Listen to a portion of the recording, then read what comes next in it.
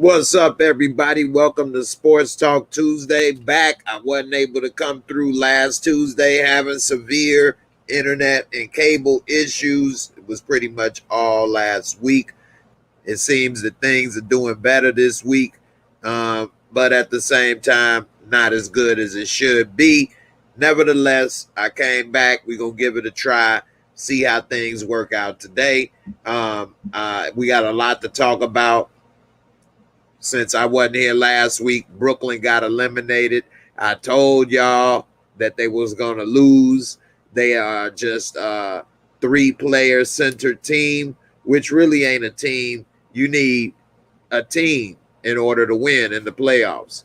And we saw, although Kevin Durant's a great player, great scorer, at the end of the day, he can't beat a team by himself. And we saw he shot an air ball. He was tired, played every minute of the game, and he tried his best. He came damn close. He came close. I said he had to score 50 points in order to win. He almost did it 3 games in a row, but the human body can only take so much, especially when you're coming off a major injury.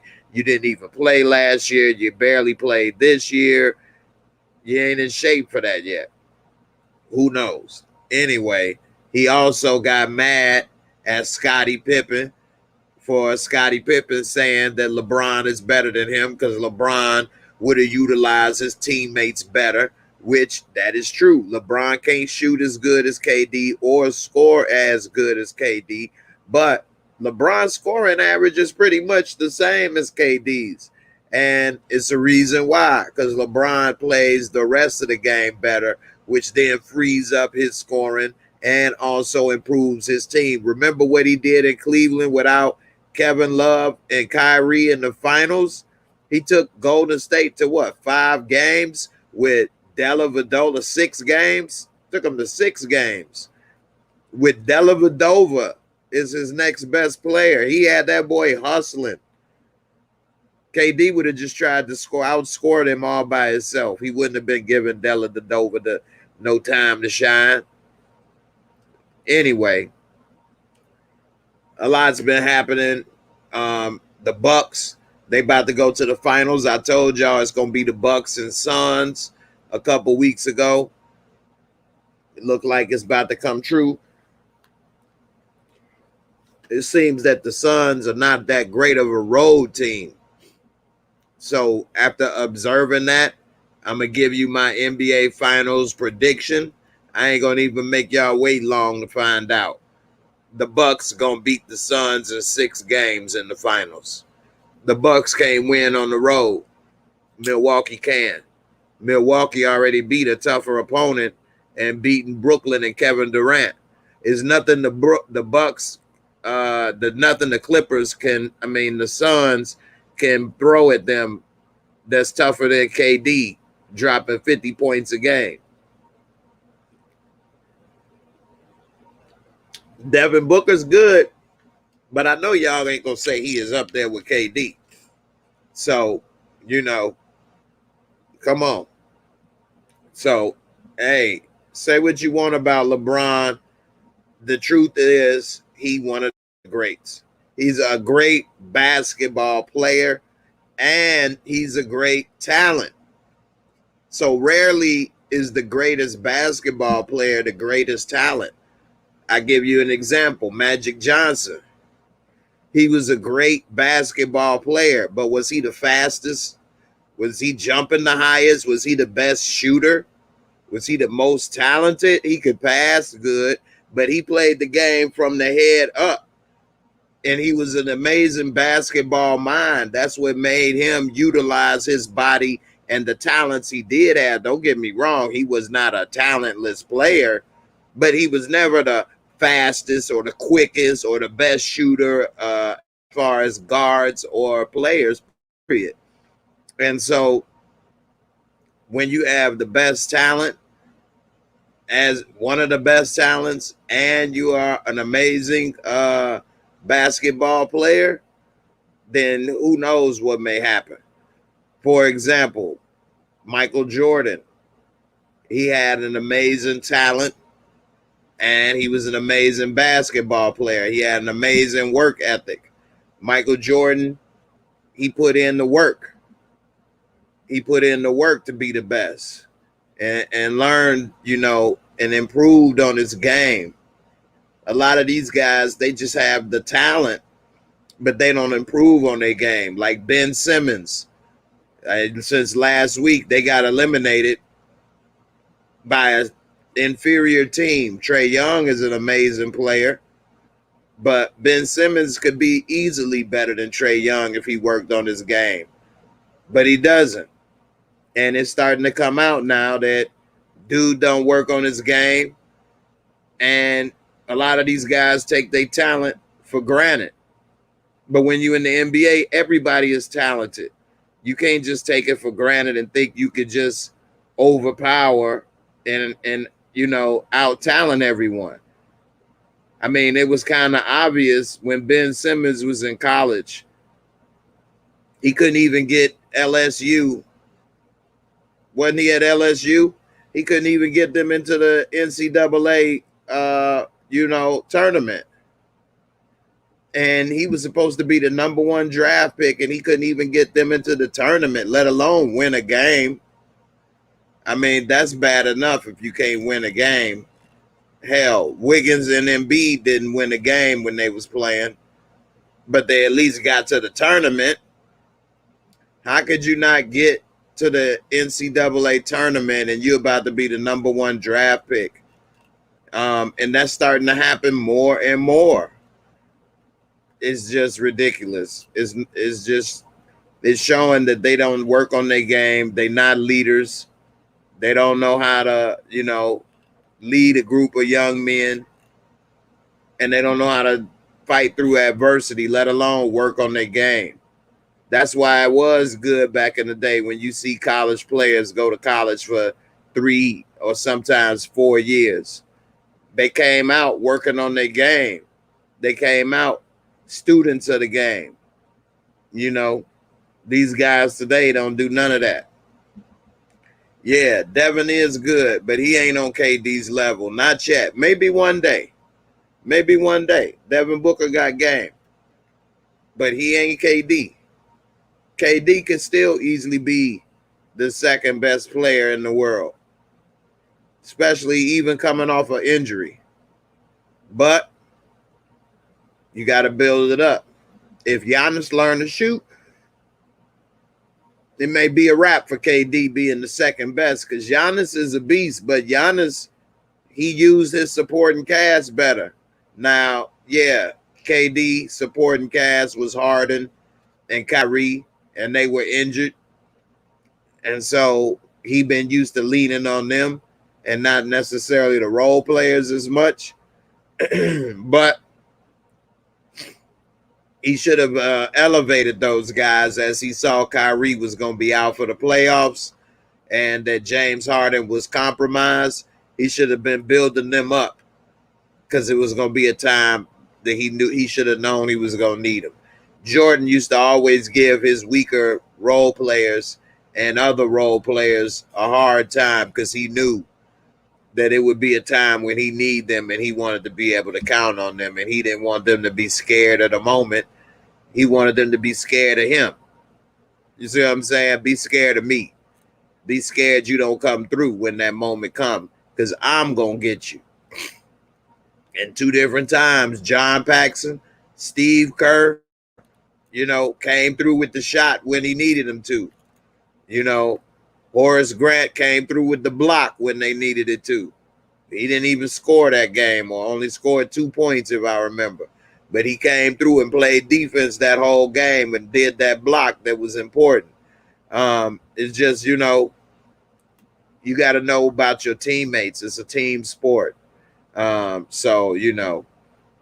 speaking of the Bulls, what the hell is going on with Scottie Pippen? Scottie Pippen got a new liquor that he trying to promote, so he been doing interviews. First, he got into it with Kevin Durant. Now he done said Phil Jackson was racist. Michael Jordan is selfish. Come on, Scottie. People know that if they drink that liquor, they're going to be tore up saying all kind of shit. They don't want to drink that. Come on now. You going to drink that liquor, ain't no telling what loose lips may sink ships coming from your ass. I mean, for real. This don't make no sense. Now, one of his reasons he say Phil Jackson is racist is because he put Kobe on blast when he wrote that book. I would say he would be more selfish for doing that, trying to sell books, than racist. I don't know. I got the article here. We could break it on down. CP3, they are the reason why they are where they are. That's true. And at first I was worried about the Suns when CP3 was injured. But Kawhi being injured, it came at the wrong time. I don't know if Paul George could play and drop 40. Like, that's his career high in the playoffs. KD could drop 40 in his sleep. So I don't know if Paul George could do that again in the playoffs. And then they barely still won, only by like 6 or 7. So we'll see. Scottie has lost his ever-loving mind. You is not lying. Straight up. Speak your mind, oil. He definitely is speaking with that oil on his mind. That's for sure. So you say, what did he say about Kobe? If it ain't too much to recap. No, I got it already ready. Ain't no thing. Let me go ahead and pull it up.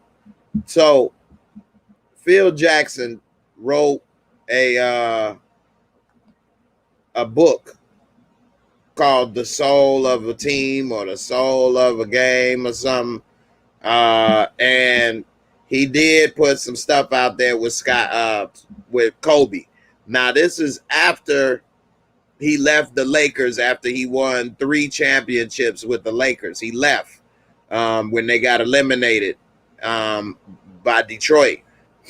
Now he wrote a book. He thought he would be done coaching. Little did everyone know, including him, he would come back to the Lakers and coach Kobe some more and win 2 more championships, go to 3 finals. Before he had to go into those comeback coaching, he had to square it up with Kobe, and Kobe was the bigger man and forgave him. So what it say right here is Scottie called Phil Jackson racist, also says he exposed and disrespect Kobe. He did disrespect Kobe. He said in the book, and the book, this is what Scottie say. It says, NBA legend Scottie Pippen made some waves Monday morning. Hold on, let me get some water.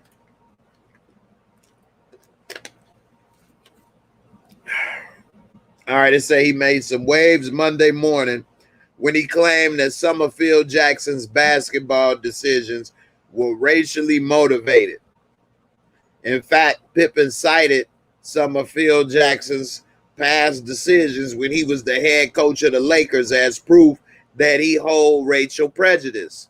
It says right here on Dan Patrick, by saying it was a racial move, then you calling Phil Jackson a racist. Scottie said, I don't have a problem with that. Dan Patrick, do you think Phil was? Pippen, oh yeah. And it says that was exchanged with as Scottie Pippen on Phil's decision to have Kukoc take the final shot against the Knicks, which I don't think was racist either. But it was a little disrespectful, but it was a coaching decision. Pippen said, oh yeah. Pippen said when asked if it feels Jackson is a racist. I mean, do you remember Phil left the Lakers, wrote a book on Kobe Bryant? It wasn't exactly on Kobe Bryant, but that was a lot of the parts to it. And then came back and coached him. I mean, who would do that? That's true. But before he did come back and coach Kobe, they did have to talk, and Kobe had to approve it. So Scottie's leaving that out. Kobe forgave him, and they moved on and went on to win. But Phil Jackson was dirty for that. Pippen seemed to be referencing Jackson's 2004 book, The Last Season, A Team in Search of Its Soul, which covered the final season in which Bryant and Shaq played together. Pippen went on to say that Jackson disrespected Bryant in a way he shouldn't have when Bryant was one of the best players in the league. I agree with that.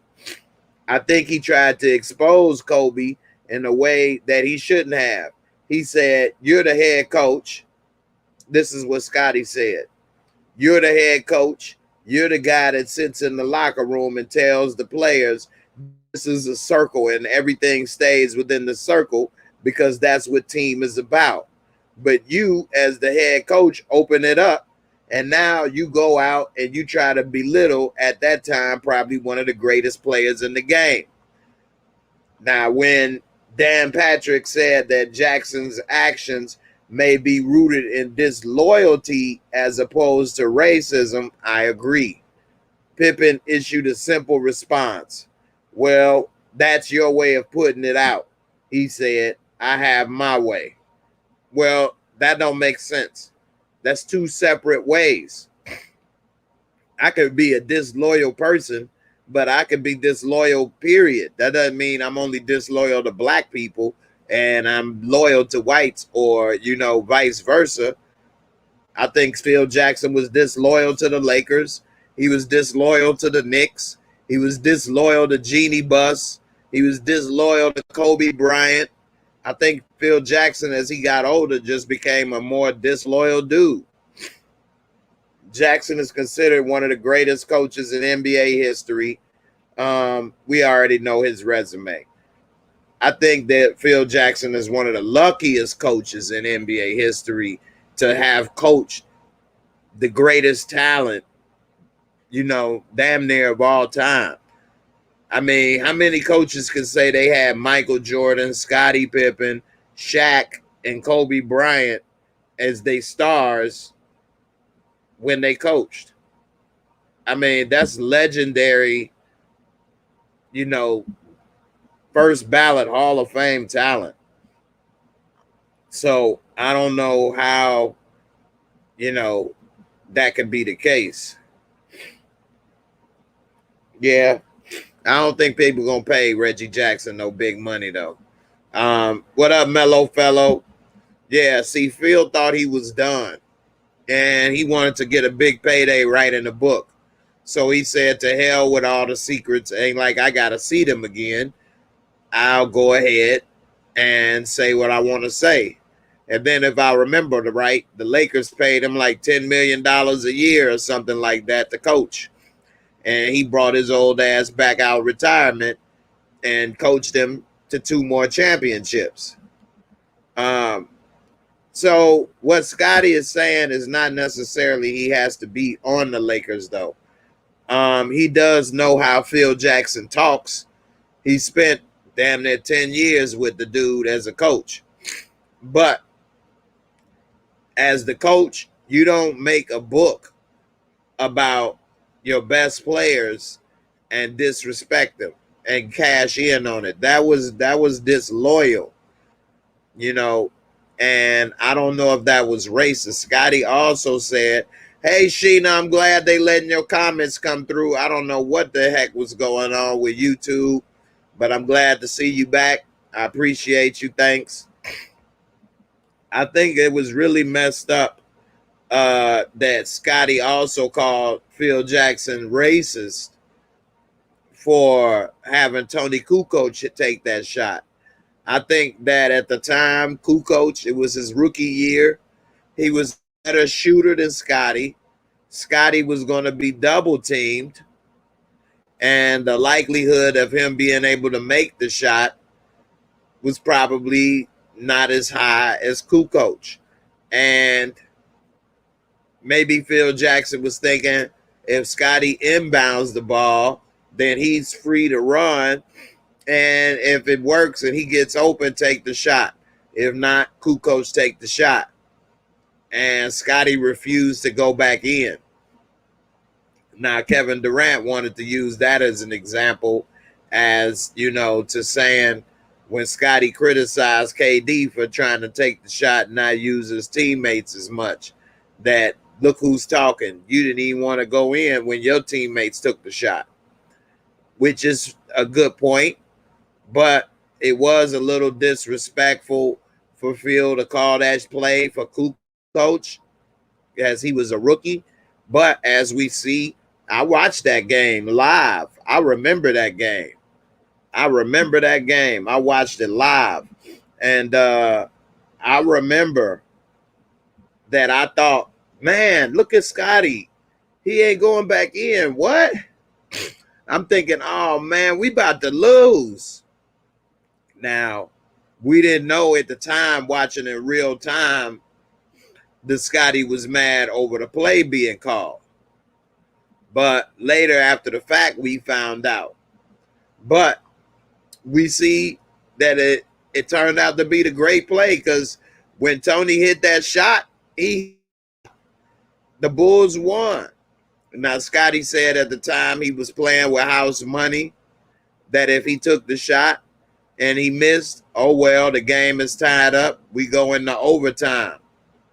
And if he take the shot and, they make it, then he could be the hero. But the truth is, if Scottie did not refuse to go into that game, that shot would not have been as significant as it went down in history to be. That shot in that moment became bigger than what it was had it not, been that incident with Scottie Pippen refusing to go into the game. At the time, watching it live, it was just another game, another shot. I believe it was a playoff game. But at the same time, I mean, hey, it wasn't like it was game 7. So had he made it or missed it, we would have been in the moment, oh, or yeah, and moved on. But because Scottie refused to go in the game, it turned out to be bigger than what it was. So I think Scottie, his chest was a little poked out because that was his first year without Jordan. He tried to lead the Bulls to the finals without Jordan to show that he could do what Jordan did. And it backfired on him. Jordan never got mad when John Paxson and Steve Kerr hit the shot. So I don't see what the problem was. That letting Tony take the last shot was coaching strategy. He did that a few times when MJ was on the team, and you never saw Mike refuse not to come back in the game. I agree 1,000%, man. I agree with you 1,000%. I didn't even read the comment, and I just was saying that. Jordan didn't do that. That shot was not as important as what he did in that game. And he let that one shot overcrowd and overpower everything that he did in that game and that season to get the Bulls into that point. I'm not going to go that far as to say Pat Riley a better coach, but I will say Pat Riley has coached many different teams to greatness and in many different eras.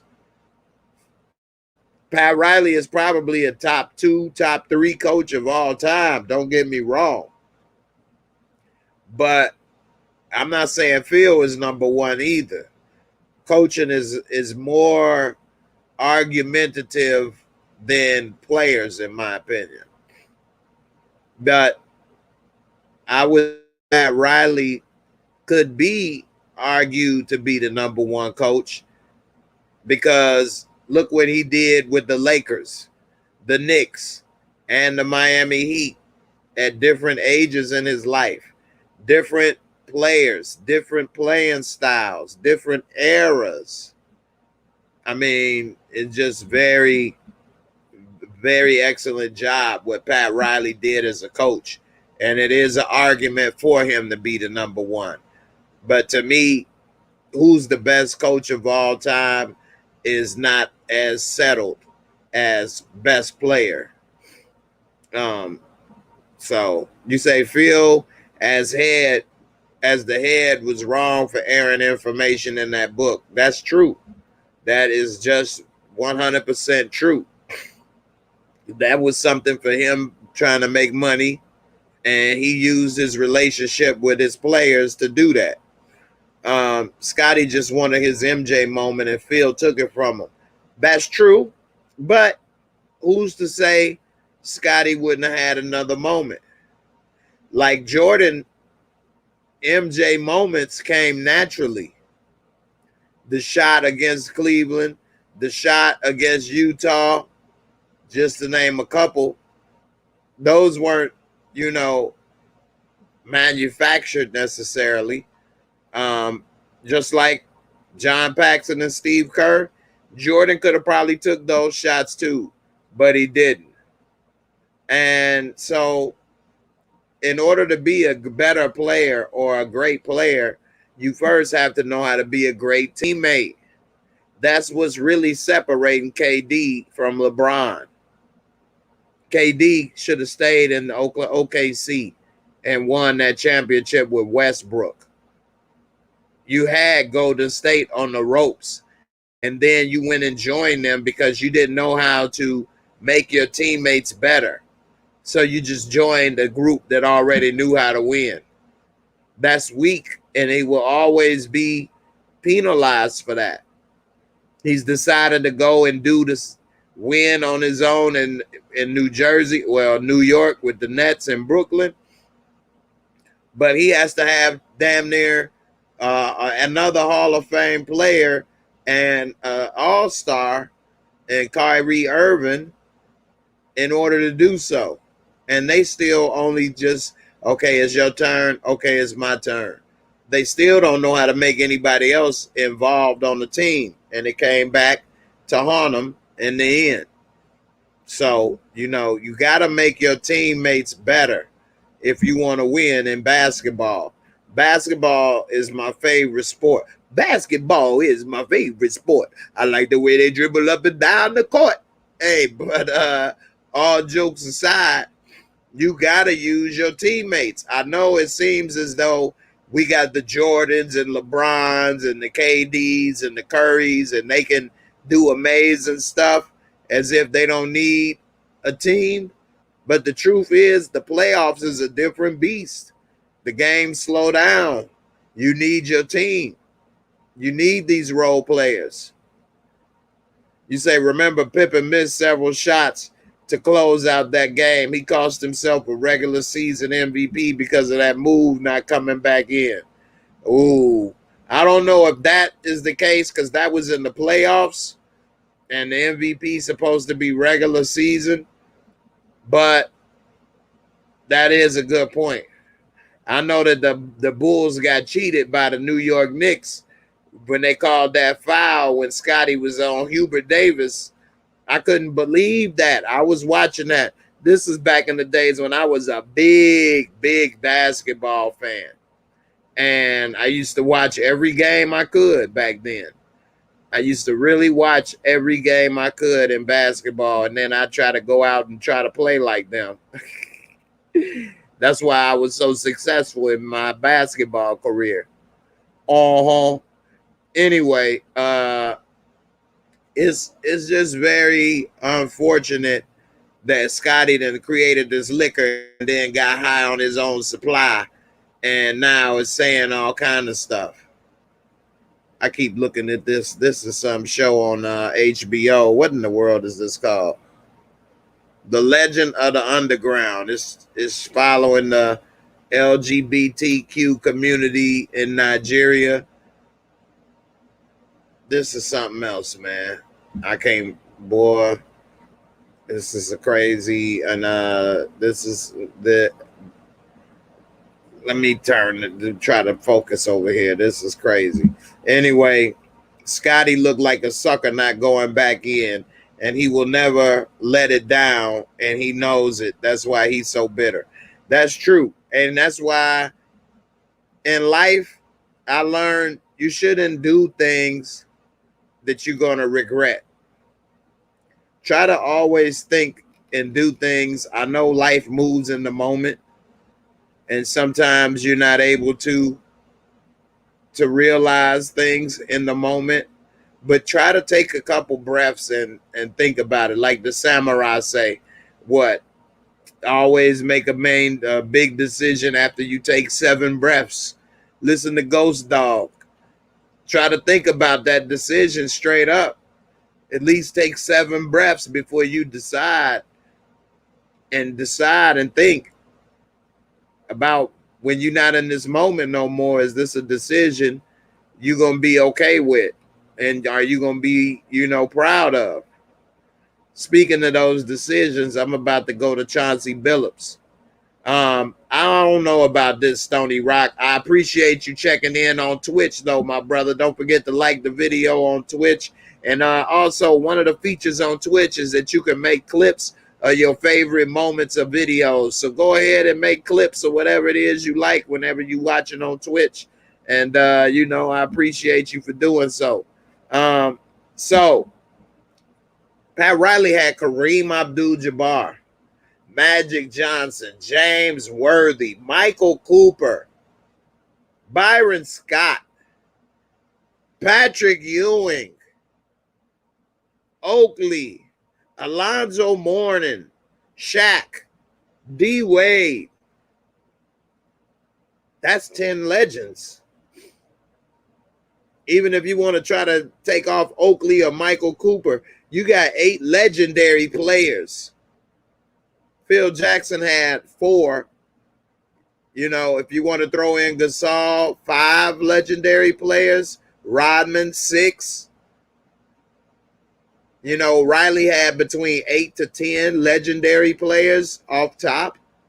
So I wouldn't say that he did more with less. Let alone, I didn't even mention legendary role players like John Starks, and others. So I don't know about that. My computer's froze. Oh, snap. Y'all able to hear me?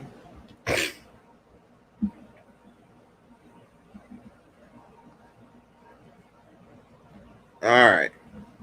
My computer was froze. Did y'all hear what I said? All right.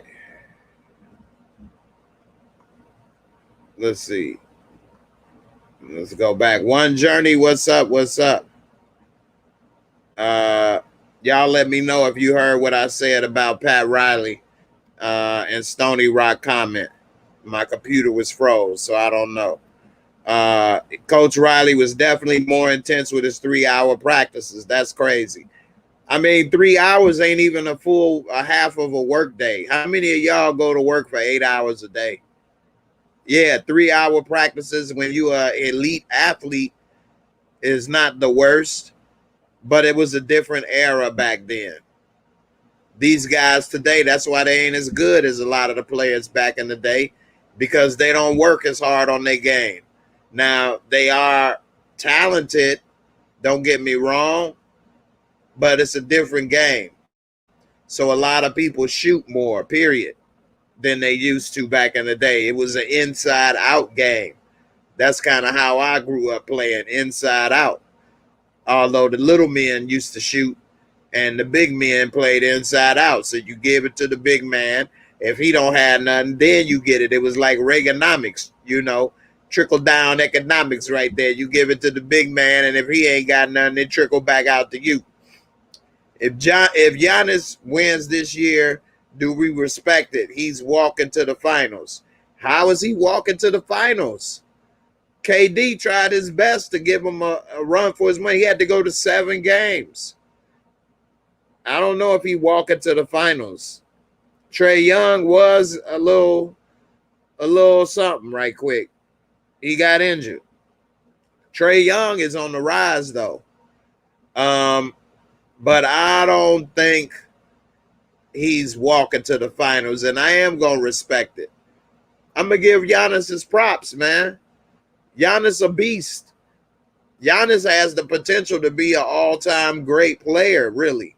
Like, if he retired or was unable to play the rest of his career now, he's an all-time great player, but he would be kind of forgotten. He'd be like T-Mac or Grant. He'd be like Grant Hill.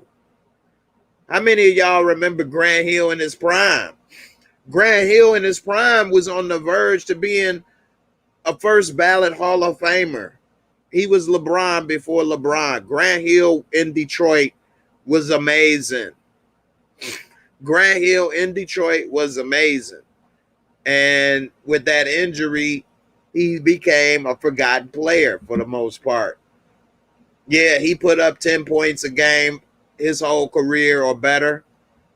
But this was a 20, 24, 25 point a game player. I'm good. All right. Y'all can hear me. That's what's up. Udonis Haslem. Haslem was balling with Miami, though, in his prime, though. He was putting up a double-double with Shaq. So, thank you. Yeah, it wasn't no more with less, let alone the Knicks had a squad, bro. All right, thanks, man. I'm glad y'all can hear. Let me go ahead and put up the link if y'all want to come on up and talk. I still want to bring up something. Chauncey Billups, and he the new head coach of the Blazers. But they bringing up a so-called incident that happened in 1997. Just think about that. I graduated high school in 1996. I graduated high school in 96. This is an incident that he was not charged criminally for that almost cost him his job. When is it that people can be forgiven and move on with their life for things that they weren't even charged a crime? He could have actually committed a crime and gotten out and served his time and gotten jobs and been forgiven since then. But the way the society works now, you are never, ever forgiven. People will go back in your past and find every little thing you did wrong to somebody and hold you accountable for the next 20, 30, 40 years. Anything you said, anybody that you offended. That's crazy. And the majority of people doing this, you can't find out what they did as if they lived the perfect life. They're little angels. It's crazy. I got that article. But I put the link up. We could talk about whatever. Not as much with the Knicks. He didn't have pieces to win the championship. In Miami, the best players besides Wade were older. They still had some go. And the Knicks was a championship team. They the only team that gave the Bulls a problem. I watched basketball back in those days. That's my era. The only team we worried about in the Jordan era was the Knicks. That's it. That's it. We didn't give a damn about nobody on the West. We didn't give a damn about nobody on the East. The Knicks. The Knicks took the Bulls to 7 games a couple years. The Knicks took Jordan's Bulls to 7 games a couple years. They played physical. They had Patrick Ewing, Charles Oakley. They had Anthony Mason, Xavier McDaniel. I mean, they had Rolando Blackman, Derek Harper, John Starks, Charles Smith. These were ballers. These dudes was ballers, man. They played their roles very well. Anthony Mason, this dude had muscles on top of muscles before NBA players went to the gym. Anthony Mason will hurt you. It looked like Debo in the basketball uniform, straight up and down. Matter of fact, God rest his soul, Anthony Mason did just die recently, a couple years ago. But, yeah, it's crazy. Ron Mitchell, you have a great point. The skills of a player has diminished. So the athleticism has risen. They're bigger, faster, stronger, can jump higher. They can do a lot more. But that means they did not work on their game. They don't know how to dribble as well. They don't know how to pass as well. They don't know how to shoot as well. They can shoot further. That's like showboating. They can do more flashier dunks. But do they know how to break defenses down? Back in my day, watching and growing up, they would get into the hole and dunking during the hand check era. You see what I'm saying? And so, you know, people had to get to the hole. It was harder. People used to get put on their ass. You right, no ma'am. Grant Hill was considered to be the next MJ. That's how good Grant Hill is. And there's been a lot of people to say that, but no, this dude was the third pick in the draft, rookie of the year, dropping. He was voted an all-star starter his rookie year. Like it was Jordan was an all-star starter. The next person since Jordan was Shaq. And then Grant Hill. Like to be voted in the all-star game as a starter back in the day was amazing. That was a huge accomplishment. And yeah, Grant Hill was a beast. Hall of Fame, walking into the Hall of Fame if he would have never got injured. He became fragile with that injury, and then he had caught staph infection. He damn near lost his leg. Grant Hill damn near lost his leg. That's how bad the infection was in his leg. And they had to do a lot of surgeries. Yeah, see, back in my day, the drills we used to do were fundamental drills. When I used to play AAU for a little bit, it wasn't like I was on LeBron's team or nothing. This was in my little high school years when I thought I might have a chance still. I thought I might grow. But I never got to be 6 feet tall, whereas you need to at least be 6 feet tall. You can name Muggsy Bogues and Spud Webb and Michael Adams, but, you know, and Isaiah Thomas, but those are very few and far between. You need to at least be 6 feet tall. But, yeah, these guys, man, it ain't the same. Yeah, Chauncey Billups been on TV the last 20 years. The media never mentioned this exactly. Now he becomes a head coach and all this old BS comes up. Man, perfect segue. Let me bring this up, man, because this is so rude and disrespectful. Especially when it's not even like he was convicted of a crime. And I like what he said about this article, which is true. And it goes back to what I was saying about be careful what you do. Be like Ghost Dog. Take 7 breaths before you make certain decisions. Think about what you're doing. And he said in that article that it was a learning experience about who he allows in his life. You got to be careful who you hang out with, where you hang out, who you allow to be around you and in your life. Because a lot of people will assault your intelligence. I have people lie on me, insult my integrity, insult me all the time, smile in my face. It just happened just the other day. I thought that somebody that was helping me, everything was going fine. And come to find out this person is lying on me and saying a bunch of stuff about me that wasn't true.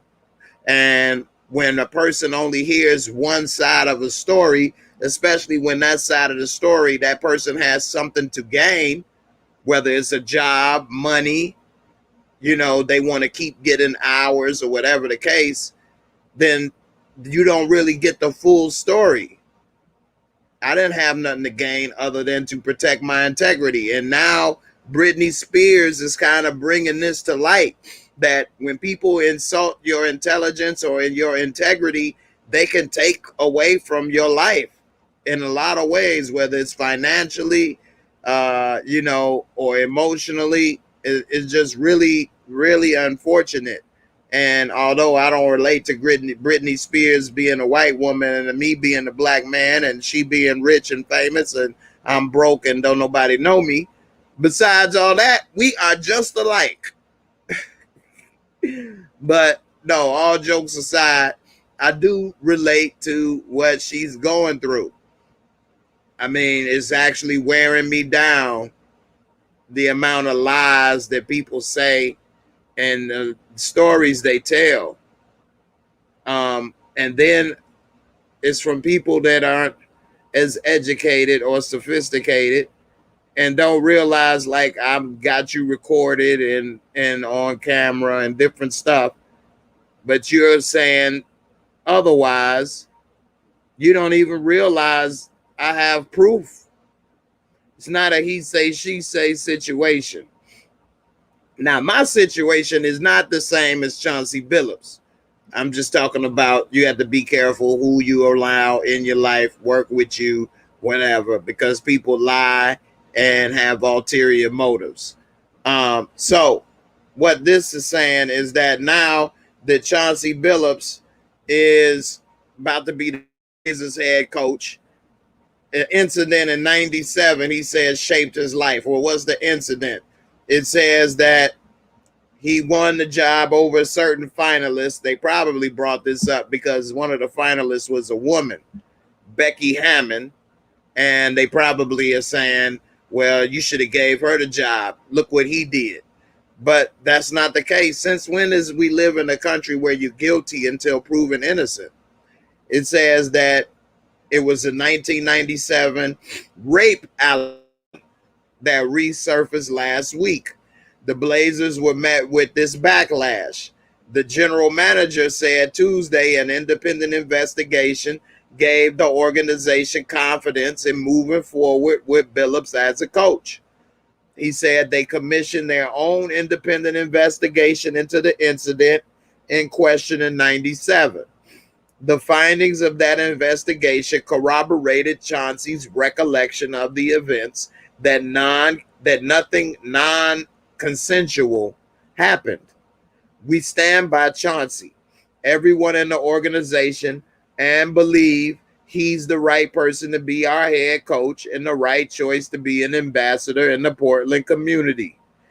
No criminal charges were brought in the 97 case, but he settled a civil lawsuit filed by the woman. And people don't realize when you're young and you're in this position that he's in with money, that people come for you. And all they wanted is money in the first place. And him going back and forth to court trying to protect his name actually runs his name in the ground. So a lot of times they take the legal advice, just give this money up, get them out of your face, and move on with your life, not realizing in some people's eyes, they look at that as an admission of guilt, whereas it's not. You have to add it up and do the numbers. How much would he have had to pay his lawyers? How much time would it have taken out of his busy life and schedule? And is that worth having your name clear? Or let's say, for example, it would have cost him $1 million in lawyer fees and lost salary fighting this case. And this person wanted $500,000. Well, you pay the $500,000, you save yourself $500,000 and you move on with your life. It says, we're really excited about Chauncey. We know he's the right choice. We did everything in our power to vet that incident and not rely on what others had vetted prior to it. And they say that based off of multiple interviews, nothing non-consensual happened and nothing would disqualify him from employment. It says when asked for the details about the investigation, the GM declined to answer, calling it proprietary, which that was a good answer because nothing else he would have said they did would have been satisfactory. They would have said, well, why you didn't do this? Why you do that? Did you try this? Did you try that? It would have just opened up the door about this incident instead of his coaching opportunity. It says they took it very seriously. Now, as Billups, in his opening comments as the Blazers coach, first took time to address the controversy surrounding his hiring. Before I even talk about my role with the team and me being the head coach, I first want to talk about the incident that happened in 97. There's not a day that goes by that I don't think about how every decision we make could have a profound impact on the person's life. I learned at a very young age as a player, but not only as a player, but as a young man, a young adult, that every decision has consequences, which is true. I tell my son that as well. And that's led to some really, really healthy but tough conversations that I've had to have with my wife, who was my girlfriend at the time in 97, and my daughters about what actually happened and what they may have to read about me in the news. But this experience has shaped my life in so many different ways. My decision making, obviously, who I allow to be in my life, the friendships and relationships I have, and how I go about them. It's impacted every decision that I make, and it shaped me in some unbelievable ways. I know how important it is to have the right support system around you, particularly in tough, difficult times. Later, when a follow-up question was asked to gain more understanding about the incident that shaped Billups, a moderator for the news conference interjected, said it had already been addressed, and moved on to the next question. I agree. Move on. This happened in 97. If they were so concerned, like you say, this man has been on TV for 20 years, why did they not ask in the 20 years that he's been on television to explain this? But that never happened. And the moment he becomes a coach and has a position of power in the NBA and influence, they want to tear him down, take it away. And I think that's unfortunate. I really do. I put up the link if anybody want to come on up, talk about whatever y'all want to talk about, whether it's the finals, Scottie Pippen, Chauncey Billups. Also, we got the first openly gay NFL player that's actually on a team. He came out last week. We can talk about that. And yeah, no ma'am. If Grant Hill and T-Mac was healthy in Orlando, that would have been amazing to see. It really would have. And it's a shame that they never was able to get a healthy team on the court. And Ben Wallace was there at the same time as what? No. Ben Wallace, when they traded for Grant Hill to come to because Ben Wallace was with Orlando first, and then he got sent to Detroit, I think, for Grant Hill. I can't remember exactly, but yeah, that would have been great to see with a lot of other talent they had, but it never happened. Dwight Howard was there, but he was there at Grant Hill's last year in Orlando. They were waiting for this moment to try and sabotage this man's career. Wicked. Man, we live in a crazy world, man, where people would spend years digging up your past, trying to find a moment or something you said so that they can be outraged. People look to be upset and outraged now. That's actually a thing, to be outraged and upset and triggered. They look for it. And that's upset. That's sad. Yeah, Charles Smith did blow them 12 tips. Yep. And Charles Smith was a good player, man. He blew it. You're right. The Knicks had that chance, man. He blew it. But we had that D on that ass, boy. You say early Knicks. I'm behind on the comments, so give me a second to catch up. Early Knicks were some hard dudes. They were really physical. They slowed the game down, man. Pat Riley adopted that Detroit Pistons style, when he was with the Knicks, and it was ugly. LeBron did get robbed All-Star his rookie year. They wanted to teach him a lesson. But what's crazy is they gave Melo All-Star. He didn't start, but they gave Melo All-Star his rookie year because everybody liked that Melo was kind of quiet and just did his job, and they gave him All-Star, but they didn't give it to Melo. What's up, Karen? How you doing, girl? Thanks for coming through. You say you didn't know that about Grant Hill? Oh, yeah. Grant Hill was amazing. I can even show y'all on Basketball Reference. You know I got to go to my basketballreference.com. I'm pulling it up now. Grant Hill was amazing. Grant Hill was an amazing player. And his statistics, if you look at Grant Hill's statistics, wow. Like, now his statistics aren't the same as today's, where how everybody scored 30 points. But he had some numbers. He was damn near averaging a triple-double when it was very hard to do. Very hard to do. And he played almost 20 years. He went to 7 All-Star games. Look at this. His first, 4 years in Detroit, he went to an All-Star game. 99 was the strike short season. So, no, it was no All-Star game in 1999. 6, 7. So he would have went to his first 8 years in the NBA. He would have went to 8 All-Star teams. Now, his first year in Orlando, he got nominated to the All-Star team because his name was still Grant Hill. He only played 4 games that year, and he got to go to the All-Star game with 4 games. He only averaged 13 points in 4 games, so he really shouldn't have went. And if you look at his time in Orlando, he played 4 games, 14 games, 29 games, missed an entire season, and then he got to play 67 games. They gave him an All-Star nod because people thought Grant Hill was back.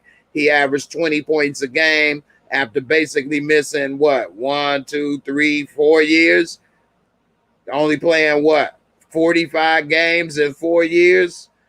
So that's 10 games a year and on average. And then he came back at age 32 and he averaged 20 points a game. Everybody thought Grant Hill's back, y'all.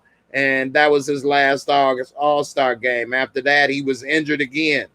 He only played 21 games, then 65. Now, when he went out to Phoenix at age 35, although he was 35, he had fresh legs because he only played really 2 seasons in 1, 2, 3, 4, 5, 6, 7. In the last 7 years, he only played 2.5 seasons worth of games. So he had fresh legs and he was able to play. He was healthy. He played 70 games, 82, 81, 80, but he no longer was the dominant scorer that he once was. As you see, he was at 12 points, 11, 13, but he was a good defensive player, a serviceable player. He was a starter for the most part, and he played good with Steve Nash. But if you look at, let me take off this Orlando year. If you just look at his years with Detroit, his rookie year, and at the time of All-Star game, he was over 20 points a game. But, they got the so-called proverbial rookie wall, and he went down a little bit to under 20 points. He ended up averaging 19.9, and him and Jason Kidd were co-rookie of the year. That's the first time 2 people were named rookie of the year, because although Jason Kidd wasn't scoring like him, Jason Kidd was dropping triple-doubles and leading Dallas to in the not contenders, but respectable, because they had Jim Jackson, Mashburn, Jason Kidd, and they could have been somebody if they'd have stayed together, but they couldn't get along. And before that, Dallas was the laughing stock of the NBA for years. After being respectable in the 80s, the 90s, they were horrible. But yeah, Grant Hill dropped 19 points, 6.4 rebounds, 5 assists. The next year, 9.8 rebounds, 6.9 assists, 20 points. 21 and a half, 7.3 assists, 9 rebounds. So he averaging 9 boards and 7 assists and 20 points every year, just like LeBron with the 7 and 7, except he was doing 9 and 7. Then he did 7.7, 6.8, 7.1 and 6, and then 6.6 and 5. But he was averaging 25 points a game. So he was starting to score. He was starting to finally break down defenses and score 25 points a game. And then he was injured. So we never got to see him reach his full potential. Never. Let me see if they got an article in here about him and his injury. Nope. But yeah, he still made $150 million NBA salary. And they still got him at an 89% Hall of Fame probability, which, is he in the Hall of Fame? He did have a great collegiate career. So, yeah, he in the Hall of Fame. So if you put together his collegiate career and his first 7 years in the NBA, 7-time All-Star, he's a Hall of Famer. Played 20 years, Rookie of the Year, 5-time All-NBA. Grant Hill put in that work. Chauncey was always a good guy. I think he even won the award for sportsmanship a couple times. So I'm behind on the comments. I know that was before I read it. What's up, Rashonda? How you doing? I think Chauncey going to be a great head coach, especially with him winning a championship and never being a star in the NBA. Now, Billups became a star because of his work ethic. He became a 20-point-per-game player, but that's not how he came into the league. I think Chauncey Billups didn't make an all-star team until like his 7th or 8th year in the NBA. But once he knew how to play, it was over. And he was another player that played from the neck up. He was never the fastest or never the strongest, this, that, or the other, but he was a hell of a player, and he definitely learned how to be a good basketball player. I mean, to win that championship with Detroit, with Billups, Rasheed Wallace, Ben Wallace, Rip Hamilton, Tayshaun Prince, like that's a team. That's a real team. So I don't know, man. I think I put it this way. I do know on this thing. I think he's a great coach for Dame Dollar and CJ. It's just a shame that I think Lillard is like 30 now. So the clock is ticking for him to win. I think he only has 2 more years to be at the top of his game, and then they'll probably trade him and move on to the next phase. So we'll see. You say with the Lakers, Riley's greatest challenge. You say with the Lakers, I think was Riley's greatest challenge. Just have all that doesn't guarantee a championship. Just ask the Sixers. They were loaded with stars, yet the Sixers only won 1. Riley was able to keep all those egos in check. Well, the Sixers weren't loaded with stars. Dr. J was old. Moses Malone was the only star, and they shipped him out pretty fast after he won. I don't know why Moses Malone got traded so much, even though he was league MVP. Giannis just went down. Oh, snit. Oh, snit. He hyperextended his knee. Come on now. No. See, that's the thing with basketball. One injury, it'll change everything.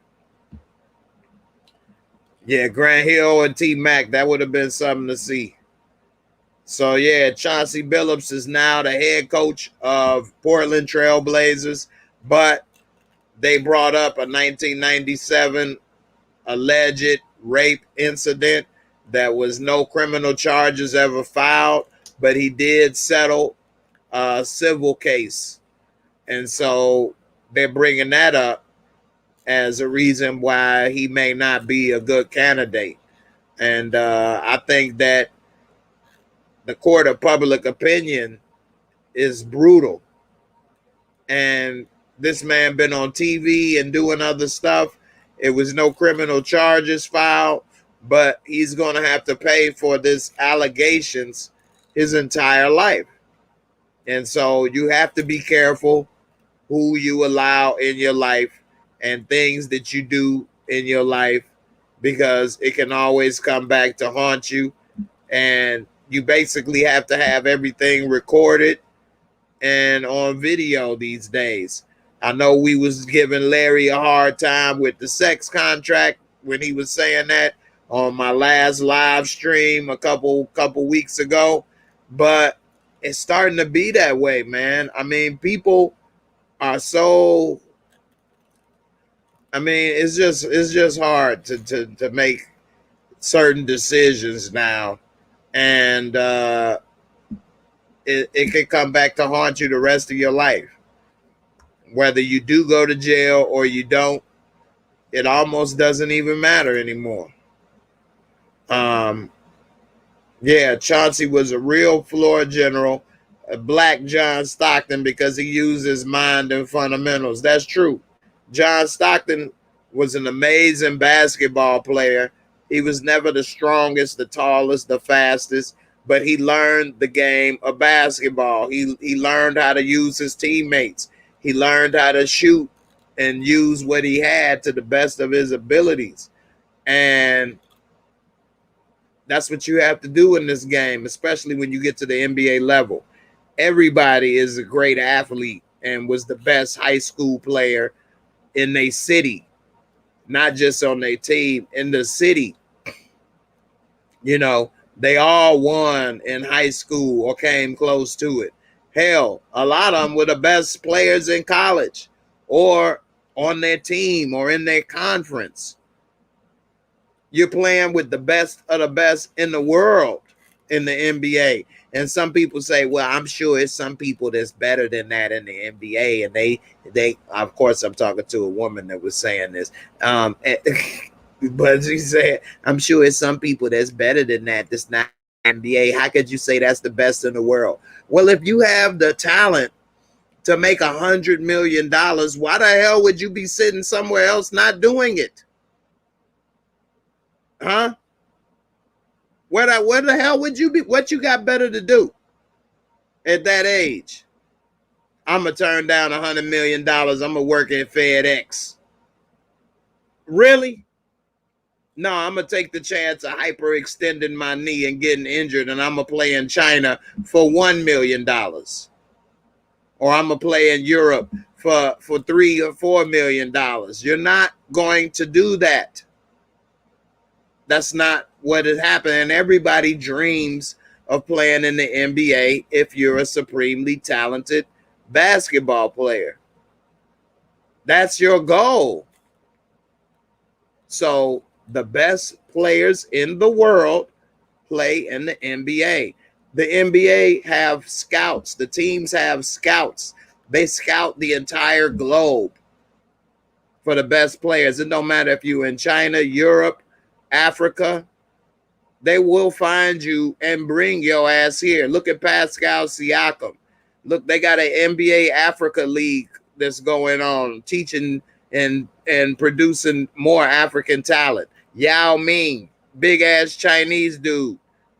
They found him and brought him to the NBA. Countless number of, European players. Luka Doncic, the best player in Europe, already was making millions. He's been a pro since he was 16, 17 years old. I think you turn pro in Europe at 16 years old.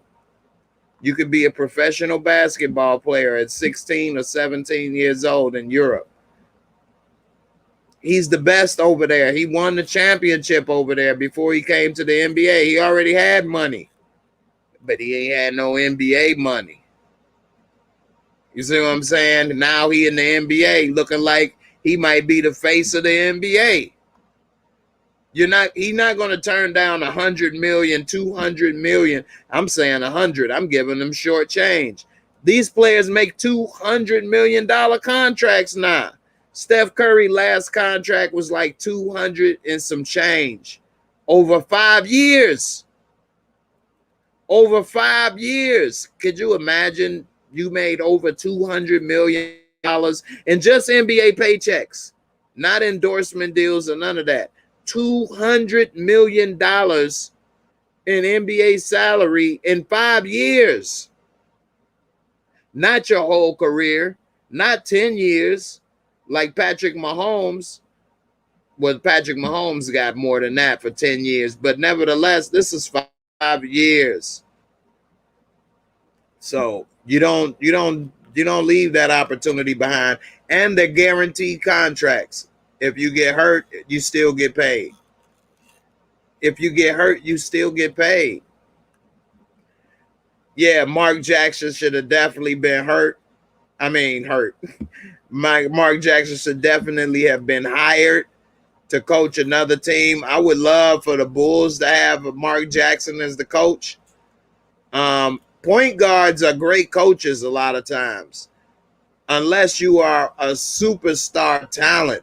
Sometimes superstar talent players don't relate to the average player well because they were able to do things that people weren't able to do. So it didn't take coaching for them to do it.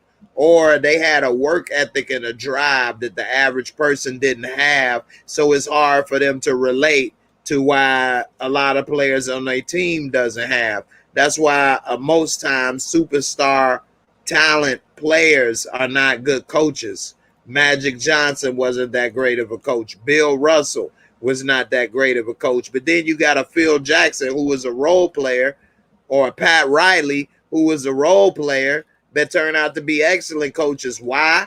Because coaching is what kept them in the league. They understand the importance of coaching. They paid attention to different things more because they didn't have the ability, God-given ability, to overpower people like Jordan and others. So they knew and paid attention to coaching more. Chauncey Billups was a good player, very good. But coaching is what made him change from almost out the league. He was a top draft pick, but he was with Boston. He was with Denver. He got bounced around. Then when he got with Detroit and Larry Brown, who was another excellent coach, who was never a superstar, was an average player. Larry Brown is an amazing coach. An amazing coach. He was able to make it click for Chauncey. You know, he couldn't make it click for Iverson because Iverson didn't need that level of coaching because he relied on his amazing abilities. But if he would have combined that amazing ability with that coaching, Iverson could have won a championship. You forgetting the Sixers had Tony, Bobby Jones, McGinnis, Daryl Dawkins, Doug Collins. Yeah, but they were all older. So Bobby Jones was older. McGinnis was older. His glory days was with the Pacers. Tony was out the league right after that championship. Daryl Dawkins was known for breaking backboards, but was never a star player. I could break it down again. Basketball reference, baby. Our memories, sometimes we forget. But let's go down to the seasons. Because you're talking about in 1983, I believe.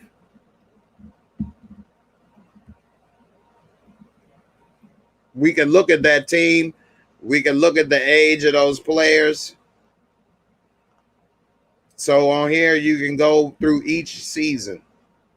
It's got right here when you go through seasons, you can see who the champion is, the MVP, the rookie of the year, who led the league in points, rebounds, assists, win shares. So if we go all the way down to when Philly, 83, what I tell you.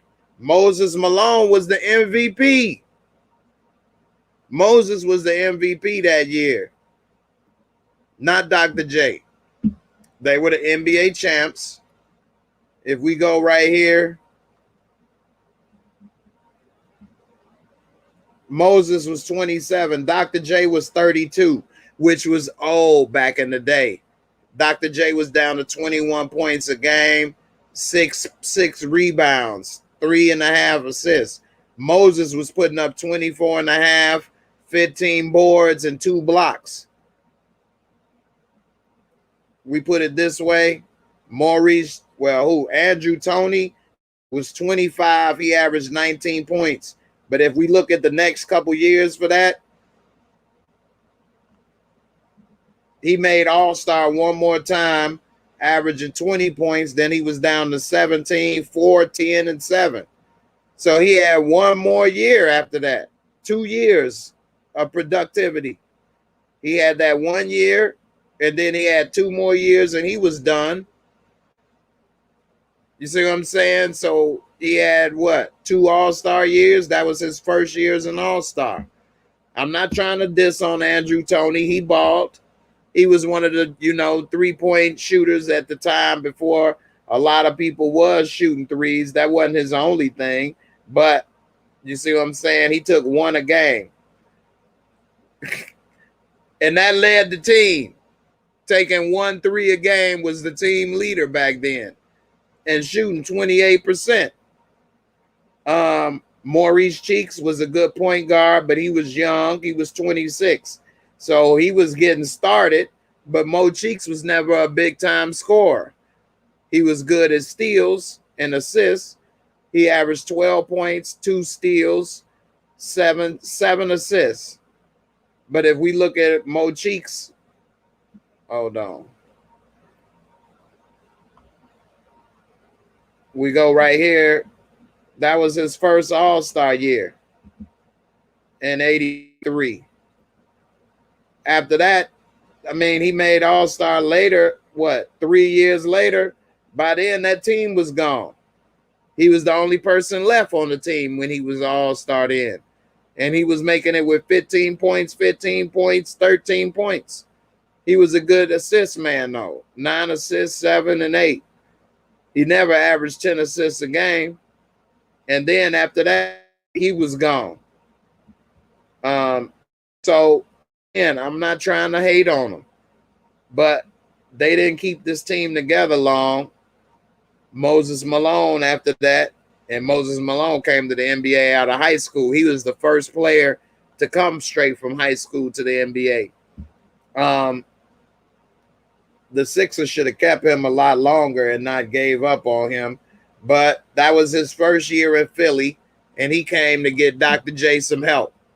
After he was at 24 and a half points a game and 15 boards, the next year he was at 22, 24, 23, and they got rid of him. They shipped him out to Washington. So he was only there for 4 years. And the thing is, I believe Dr. J was gone before Moses, because Dr. J was 32 in 83, 84. 83, 82, 83. That's this year right here. So Dr. J played, 4 more years? He had 22, 18, and 16, but Dr. J was old. He couldn't stick defense and do what he did no more. And by this time, Boston was in full throttle. You can look at what he did in the playoffs.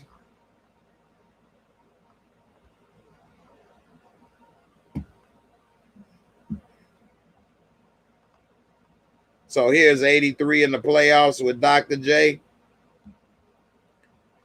And they won against the Lakers. That was that 4-4-4 year with Moses, even though they lost 1 game. 4-1. It was 4-4-1, 4-5-4. Anyway, the next year, they lost in the first round. They lost in the first round after they won the championship. The next year, they lost in the first round. Then the year after that, they lost in the Eastern Conference Finals against Boston, 4-1. And then they lost in the second round, and then he was done in the first round again. So they couldn't get past Boston twice. And well, no, they couldn't get past Boston, and then they couldn't get past Milwaukee when they had Terry Cummins and Alvin Robertson and all of those players. So, they had a good team. Um, they did what they could, but I wouldn't say this is a superstar team. By this time, Bobby Jones was 31 years old. He wasn't even starting. Doug Collins wasn't on this team. Doug Collins wasn't even on this team. Doug Collins was already gone by then. And Bobby Jones was 31, which he was averaging 9 points a game off the bench. And what did Bobby Jones do after that? This is his first year not being an all-star. He basically went from 9 points, 8, 7, and 7. So, that was their last chance to win a championship, actually. When you look at it, they were at the end of their run. And that's why they luckily got Moses when they did, because if they didn't, it was over with. And you're right. That was Boston prime years, boy. Boston 86 and all of those years, man, they was a beast. The Eastern Conference was a hard place to get out. Detroit was fighting at that time. You know what I'm saying? Detroit was knocking on the door. Milwaukee, Boston, Philly was old. Pull up Kwame Brown. You want some mama's cooking? It was this post I got saved where Ron Artest was trying to say Kwame Brown held his own against an old Shaq.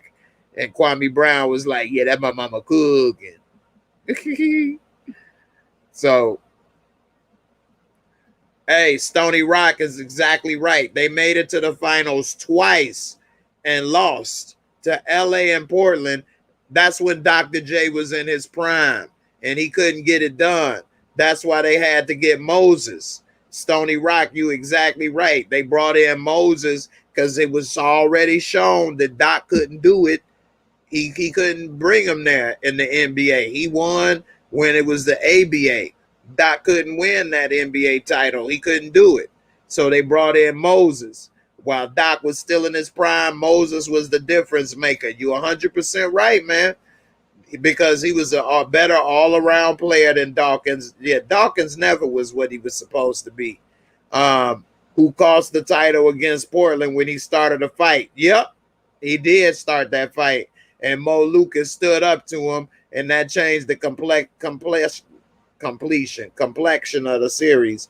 It was 206s. They lost 4-2. Yep. And that was with Bill Walton in his prime as well. So they do say that, and they shouldn't penalize people for that. The man won. Luka is asking for a trade. All players want to get out of town and go and partner up with a super team now. It's just very weak. People don't like to put in the work to earn anything no more. They want an easy road.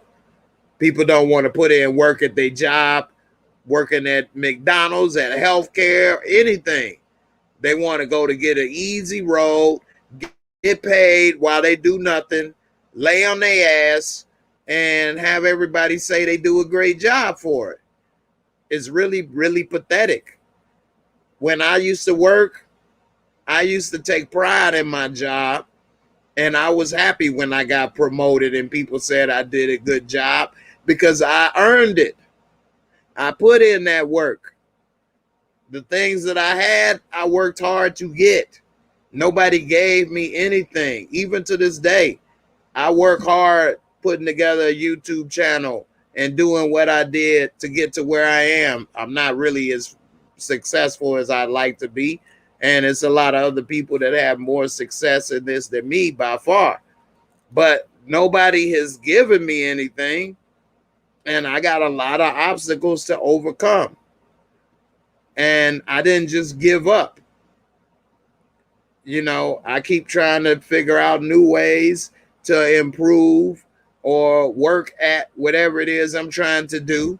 And when people do say, hey, Jay, we enjoy this or that, or when people support or give super chat or, send me money on Cash App or whatever, or say they enjoy the show, I appreciate it more because I worked hard for it.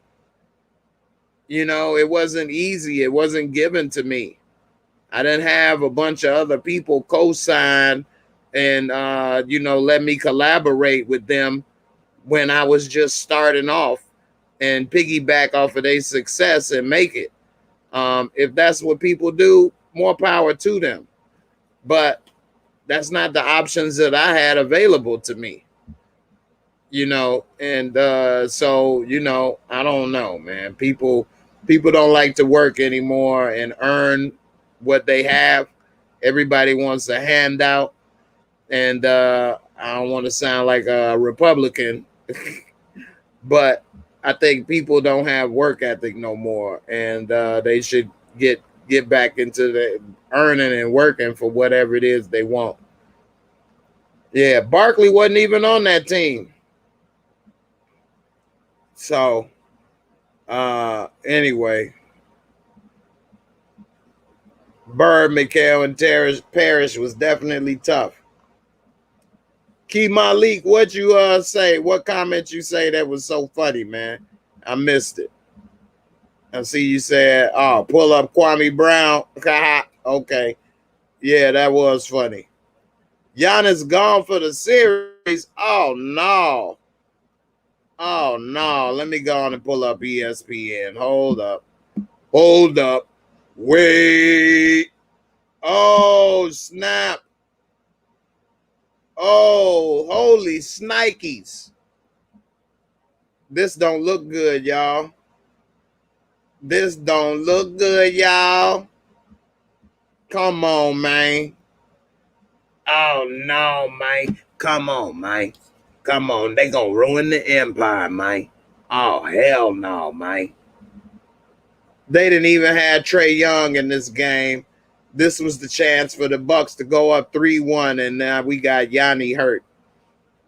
He's ruled out the remainder of Tuesday night game and game 4 with a left knee hyperextension. I hope he didn't knock knees. When you get hyperextended and your knee bones bang against each other, that's really bad. He has suffered an apparent left leg injury in the third quarter of Tuesday night's game 4 in the Eastern Conference Finals. With just over 7 minutes remaining in the third quarter, the Bucks down. The Bucks shouldn't have been down by 10 points in the first place without Trae Young. He jumped up to contest an alley-oop from John Collins to Clint Capella. The two-time MVP landed awkwardly on his left leg with his knee buckling. He immediately fell to the floor and stayed down on the ground for several minutes, with Bucks and Hawks players and coaches surrounding him before sitting up. He was helped to his feet by his brother and teammate, Thanasis, and he walked gingerly off the court with the help of his brother. TV monitors showed him walking back to the locker room without assistance, but he had a significant limp. He later returned to the bench. Serena Williams out of Wimbledon after slipping on the center court and injuring her leg. Serena too old for this. Hey, Riggs,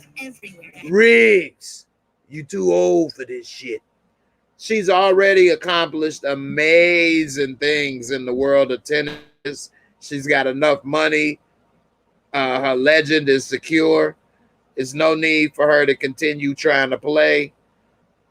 And I think it's just that she don't want other people and younger people to, oh, that slip wasn't shit. Really? Yeah, she's old now. That slip took you out the game? That did it? Really? Yeah, she's it's time to call it quits, girl. If that's all it takes.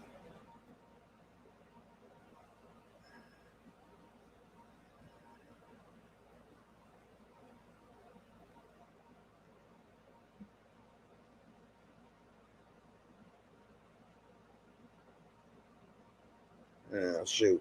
It won't go back.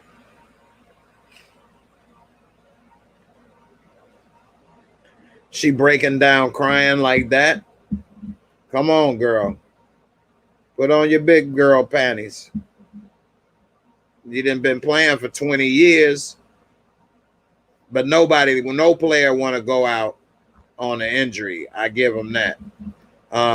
Yeah, that's messed up, man. That he ain't got hurt. Come on, man. Oh no, man. They done took him out, man. It's about to be a problem with the Empire, man. Oh no, man. You was talking about Barkley came in after they were all, oh, yeah, definitely. You Big Jeffrey. I'm Big Jeffrey. What? They done took him out. Oh, no, man. They done took him out, man. Oh, hell no, man. Oh, no, man. This ain't gonna work, man. We gotta put him back in the game, man. Brandon, what's good? What is good with you, man? Appreciate you coming through. The Bucks were getting whooped before he got hurt. Yeah, I see.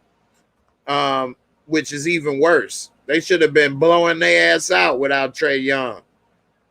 T Dot, what's good, T Dizzle?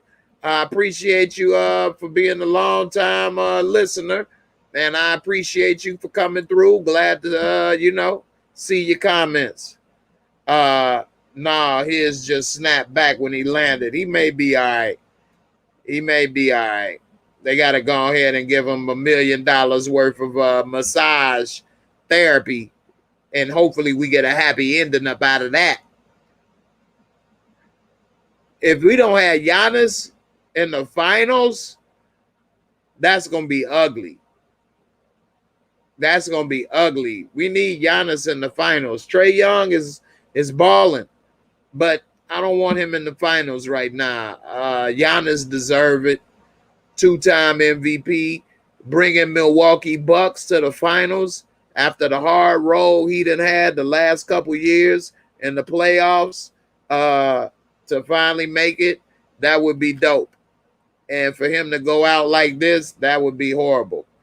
You say the Magic could have had Tim Duncan, but Doc Rivers didn't allow family to travel with the team, so he went back to the Spurs. Man, Doc Rivers is crazy.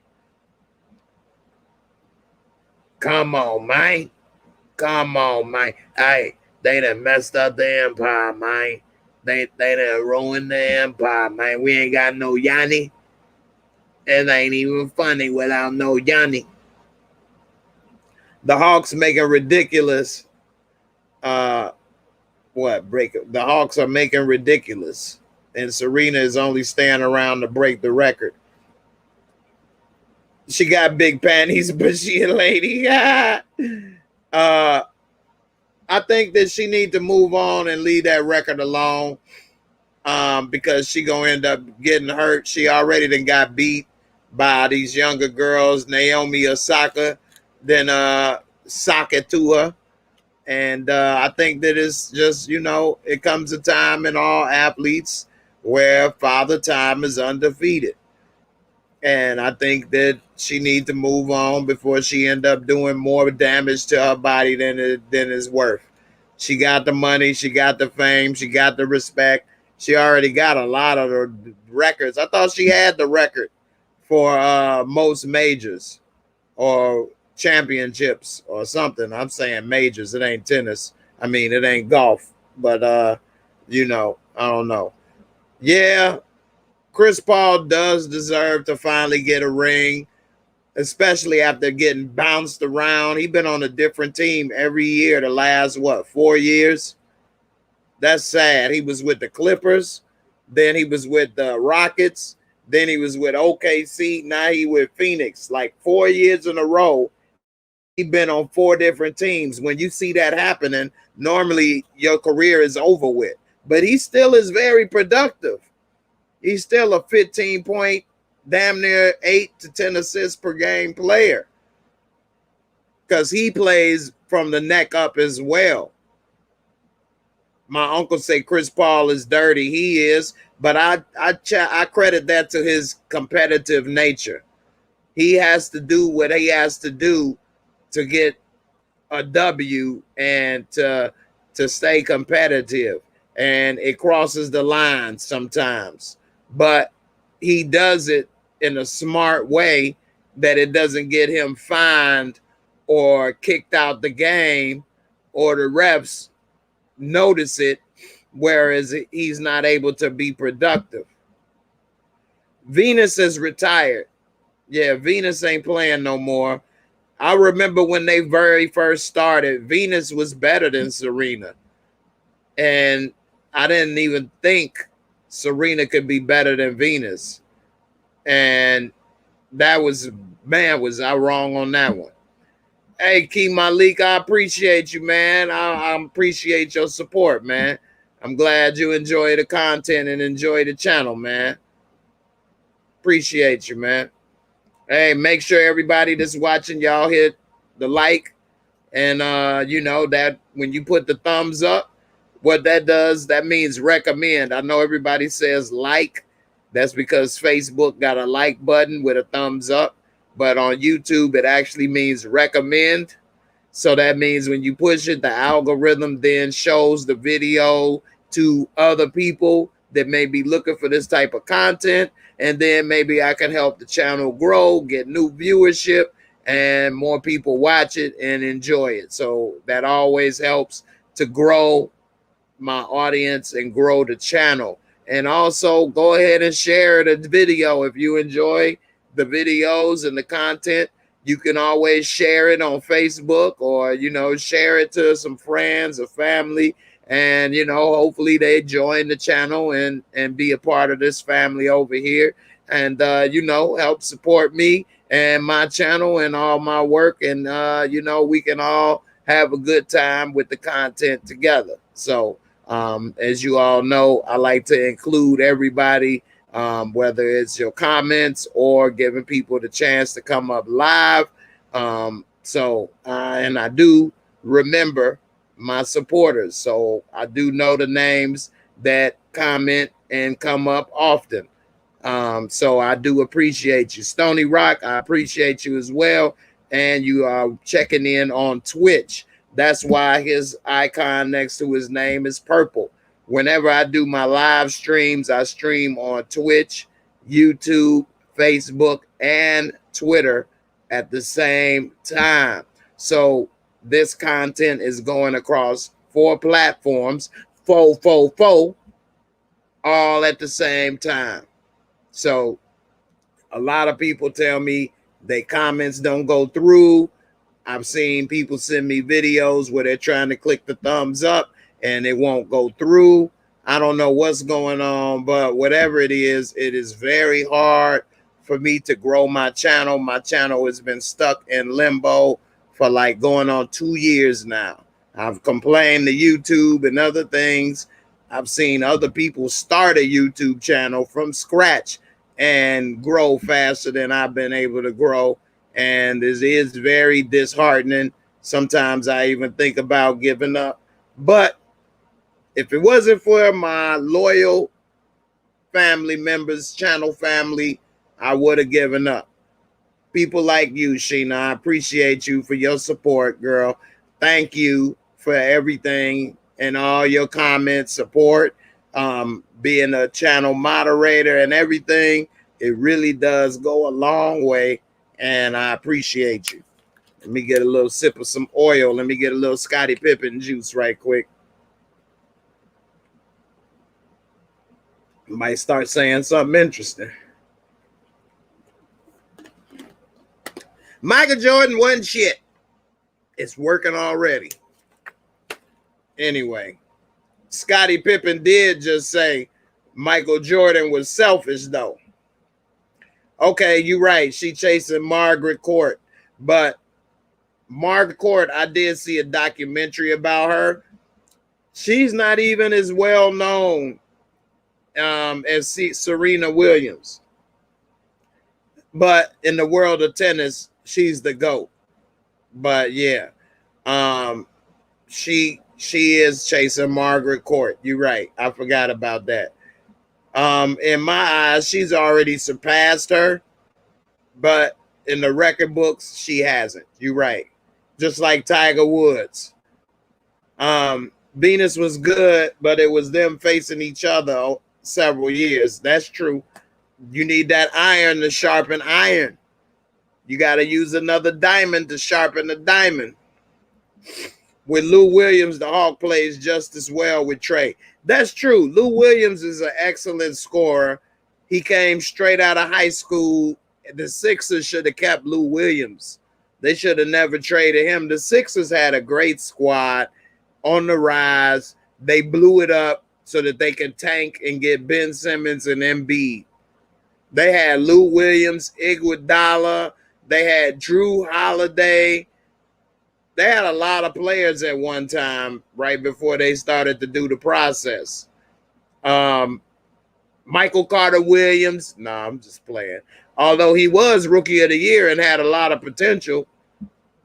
Serena's father always said she was better, and Venus did play earlier this year. Okay. I thought I saw that Venus had announced that she retired. I could have swore I saw that. Hey, I appreciate you, One Journey. Thank you. I try to be as consistent. It's going on 4 years. Well, it's actually been over 4 years now that I've been on YouTube and making content, and I've made something every week for 4 years straight. So that's pretty consistent. I try to do more. I wish sometimes I didn't have some of the obstacles I got to deal with, but we all got something we got to deal with in life, and we just got to make the most of what we can. My mom say when they give you lemons, make lemonade. I say, well, hell, what do you do when you get the whole lemon tree, branches and all? I don't know what I'm about to do. I'm about to mass produce lemonade or something. Call me Tropicana or something, because I got more than a lemon or two. But anyway, it is what it is. Yeah, Scottie be flip-flopping like crazy.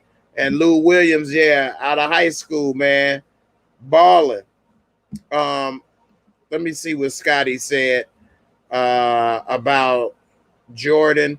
And speaking of Scottie, what do you all think? Because I'm about to wrap this up soon.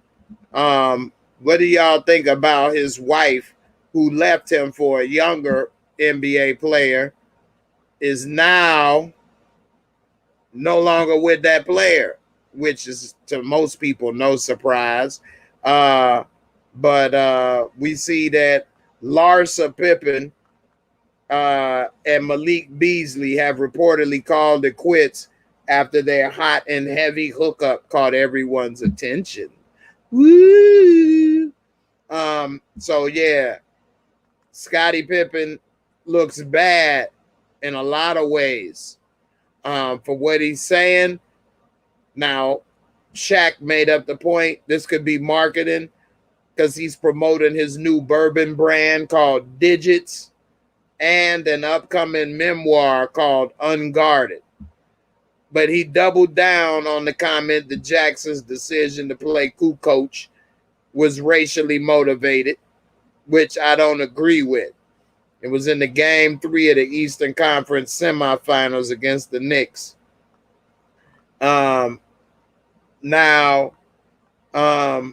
It says that Scottie has been pissed ever since this came back up in the Last Dance documentary. I will say this. This had nothing to do with the Last Dance in Scottie's defense, because Michael Jordan wasn't even on the team. So why are you bringing this up, Jordan? You wasn't even on that team. What did this have to do with you and your story? You wasn't even on the dance floor. So how is this part of your Last Dance, MJ? And I am a big MJ fan, but that shouldn't have been brought up to Scottie's defense because Jordan wasn't even on the damn team. What do y'all think on that? Now, you say LeBron James. It says LeBron James slams the claims that his 16-year-old son, Bronny, tried to slide into Larson Pippen's DMs on Instagram. If LeBron James' son smashed that veteran, she's officially what we would call a bust down. Now, it says, I think Scottie was upset that he was second to Jordan. And he even said in one comment before that if he could do things over again, he probably would have left the Bulls after that first three-peat, knowing what he know now. What? Why? You being a six-time champion with Jordan is what you're known for. When you left the Bulls, you never did anything close to what you did with the Bulls. Yeah, he was a little older then. I think he was like 32 when he finally left the Bulls.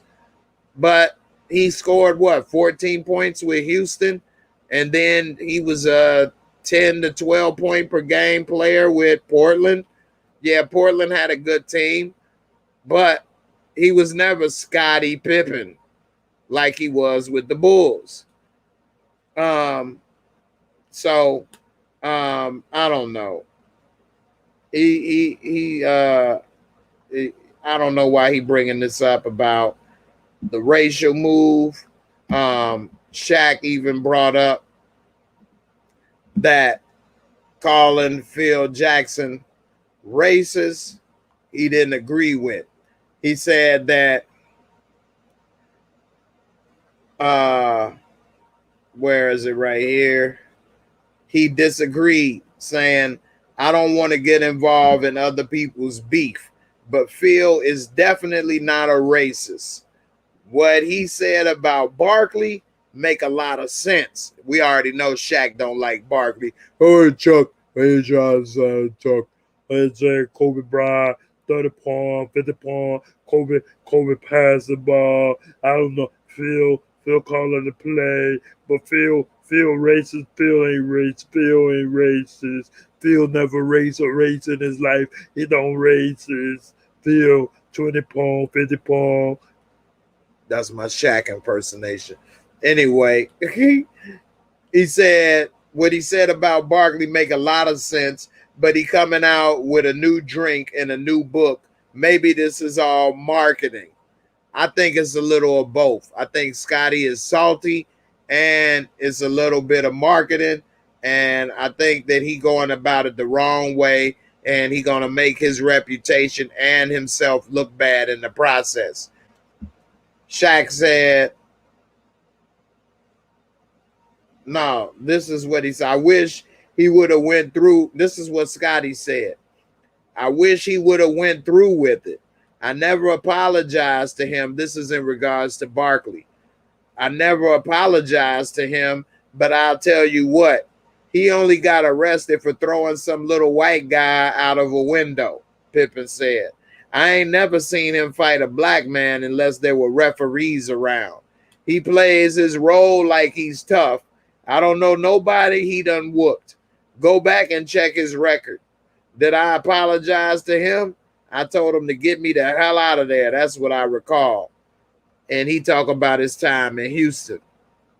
We're not sure if Shaq actually believes that either. He could have just said Pippen made a lot of sense about Barkley because of his playful ongoing feud with Charles on TNT. But I don't think that Phil Jackson is racist either. And let me see. Let me go back to where I had this article.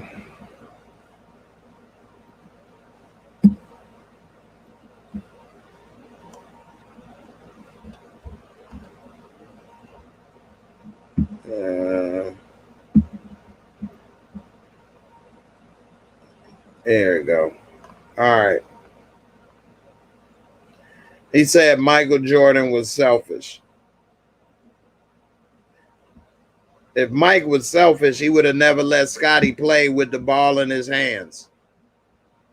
This is that article. So yeah, it's not really saying what I thought it would say. Let's see.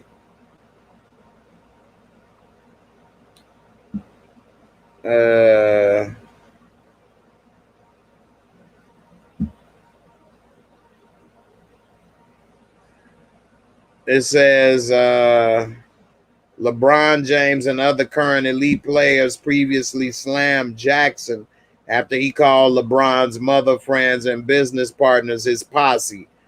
That was a shot right there. So LeBron got a point on that one. He did call his mama and friends a posse. But if they were white, would he have called them a posse? I don't know. LeBron got a better point than that.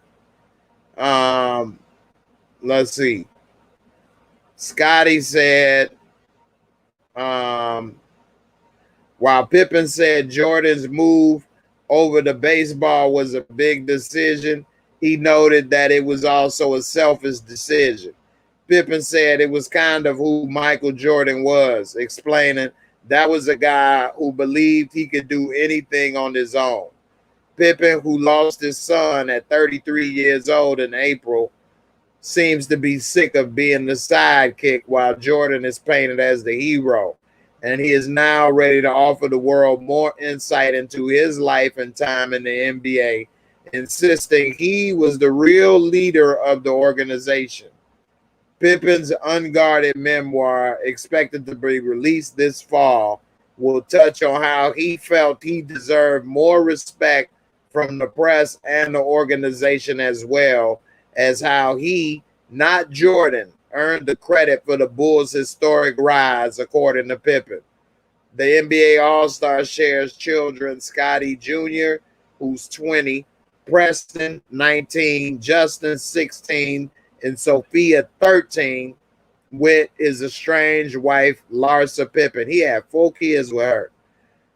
And they called it quits in 2018 after 20 years together. That's sad.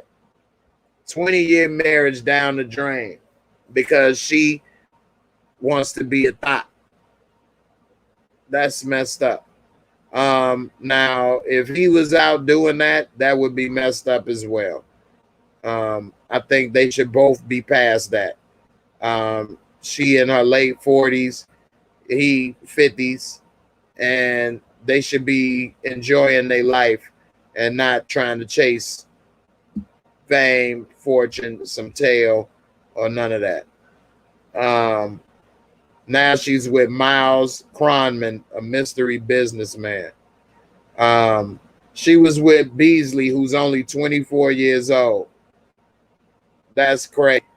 While he was still married to Montana Yao. So she's breaking up another home or dealing with somebody who's married, which, you know, if she had ever experienced any of that, she should know not to, you know, redo and perpetrate that. Yep, Scottie got a book coming. You ain't lying. Yeah, he did get a good contract with Nike because of Mike. I mean, Scottie would have never grew to be Scottie without Mike. Scottie need to stop it. They had 2 different types of styles. So even in The Last Dance, Jordan said he was more hard on people and more like the, you know, disciplinarian. And Scottie was the more soft-spoken, put his arm around a player. So with the 2 of them, that ended up being the perfect combination to helping lead a team. But Scottie, come on, man. He was the point forward, and he definitely helped Portland be a better team and a contender, but they didn't win. He came up short when they needed him. And, I mean, he needs to stop. He needs to stop ruining his legacy. There's nothing wrong with being second to the GOAT, the greatest of all time. What's the problem with that? You went to the dream team in the Olympics because of Jordan. You had only made one All-Star team. You didn't belong on that team over James Worthy. He didn't belong on that team over James Worthy. Just like Stockton didn't belong on that team then over Isaiah Thomas. But you forget, you wouldn't even have been in the damn Olympics, part of the dream team, considered one of the 50 greatest players in NBA history, when you only made 3 All-Star teams. What? Come on, man. Phil is old. That's why he said posse. I think that got something to do with it.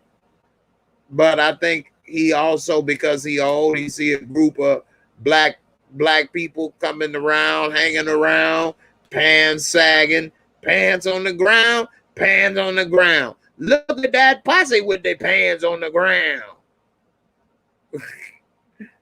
I don't know. Hey, I love this right here. Instead of Scottie Pippen, it's Scottie Trippin'. We used to call him Schnazzy. Schnazzy Trippin'. Schnazzy Trippin'. He's still trying not to go get back in the game. Schnazzy Trippin'. Schnazzy.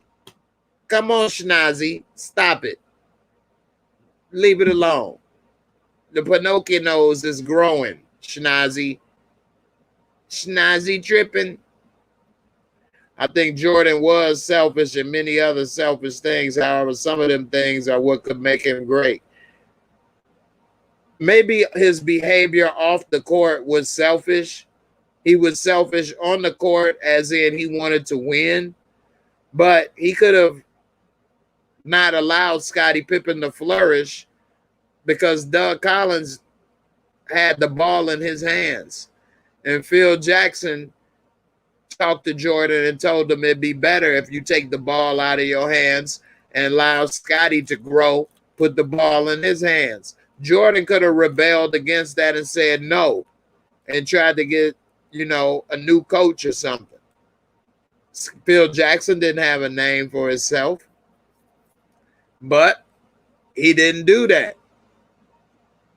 He was maybe a little reluctant at first because that type of system didn't always work, but he bought into it. He allowed Scottie to grow. I think Scottie's very first All-Star game was in 91, the year they won the championship. I don't even think he made All-Star, or it was in 1990. He didn't even make All-Star in 91. So, I don't know. I'm about to wrap this up, y'all. Make sure y'all hit the like. If you're new, subscribe. Let me go ahead and look right quick for what Schnazzy done did as far as being an all-star and everything before we go. Because it seems that he's forgotten who he was before MJ. And so if we look right here, let's see. Schnazzy Trippin'. There we go. So he talk about selfish. He didn't get the surgery he needed in 98 in the off season. He decided to get it during the season and rehab during the season. Almost cost the Bulls a championship in 98. He didn't even make All-Star in 98. He only played 44 games because of that. Anyway, his first All-Star appearance was in 1990. That's the year that he had a migraine in the playoffs and we didn't beat the Detroit Pistons. Now, he made All-Star that year, averaging 16.5 points a game. 16 points. Really? Really? You was averaging 16 points, 6.7 rebounds, and 5 assists. And you thought you was a star. Mr. Migraine. His next year, 91, when the Bulls won their first championship, he was averaging 17.8 points, 7 rebounds, 6 assists. He didn't even get named to the All-Star game in 91. In 92, when the Bulls won their first championship, his second All-Star appearance, he was only a 2-time All-Star. This dude got named to the Dream Team over James Worthy. Really? Come on. He was averaging 21 points a game, 7 assists, and 7.7 rebounds. I mean, come on, man. He didn't deserve to be there worthy. He had only been in the NBA for 5 years. He only been in the NBA for 5 years. He averaged 20 points one time. One time. And as we learned, he only did it 1, 2, 3. He only did it 4 times in 20 years. Now, he was never a big-time scorer. I guess it's not that easy when you're next to Jordan. But he forgets, I think, who and what he was about. He used to get 7 assists and 7 rebounds. That was actually his best year as far as everything almost. I mean, only the year Jordan was gone did he score more, and that's without Jordan. He scored 1 point more a game. He didn't have as many assists, and he had 1 rebound more. So he had 1 point rebound, he had 1 steal. That 2.9 steals was great, but I think he doesn't realize that his best year was in 92, and he on the Dream Team with that. James Worthy was worthy for the cause over that. Older was Larry Bird and Magic Johnson. Hell, Magic Johnson retired to the best, and he made it. So it wasn't necessarily the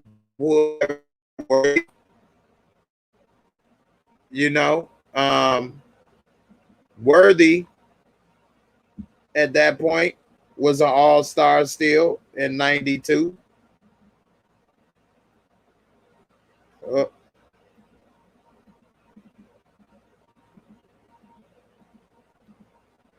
That wasn't supposed to happen. But he was an all-star averaging 19. But before that, he dropped 20 points 1, 2, 3 years in a row. And he had already averaged it 4 years in his career. They were similar players. He had already been to 7 all-star games by that time to Scottie's 2. Worthy had been to 7 to Scottie's 2. And he was on 30. So I don't know. I can't remember if Worthy may have been injured that year. We see the very next year he played 82 games. Now he only started 69, and then he was out of the league at 32. It was no more Magic. It was no more Showtime. He probably figured there's no more point in playing. But Worthy had game. At 32, he was out the league. James Worthy was a baller. Anyway, Scottie need to chill. No, Scottie had a migraine against Detroit. Scottie had a migraine. Everybody did feel that Jordan blocked Isaiah, and it turned out to be Magic. Yeah. But, yeah. I don't know if Jordan was as selfish as people think. He just wasn't into politics and other things off the court. That's true. One Journey, good night. I appreciate you for coming through. Worthy used to tear Jordan up when they was at UNC. He said I was the best player at UNC for about a week. But Worthy was the #1 draft pick in the NBA when he came out. So, yeah. No, Scottie wasn't hurt, man. Scottie Pippen had migraines against Detroit. Will y'all please let Stony Rock remember why Scottie Pippen didn't play against Detroit? Lady cramps. Yeah. Nah, man. Scottie Pippen had migraines. I was watching the game. I remember it. In game 7, he didn't play in 1990 because he had migraine. We can Google it.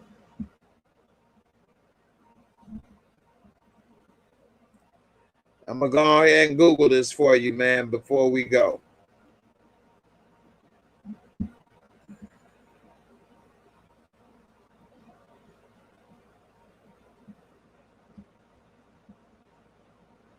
Let's see.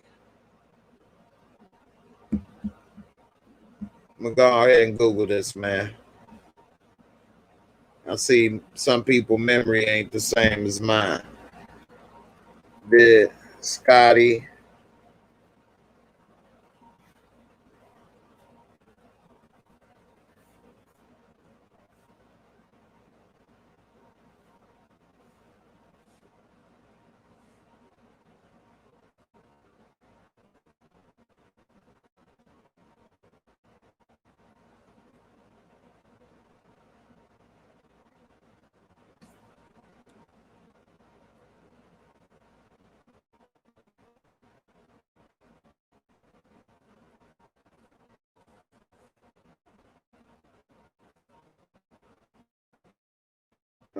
I done put the wrong, hold on.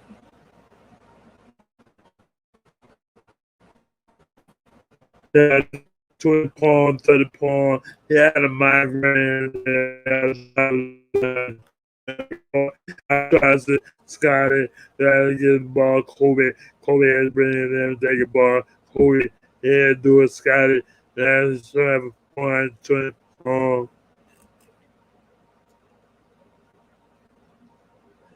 Scottie said he hasn't had a headache since last year's Pistons finale, although he couldn't tell you why.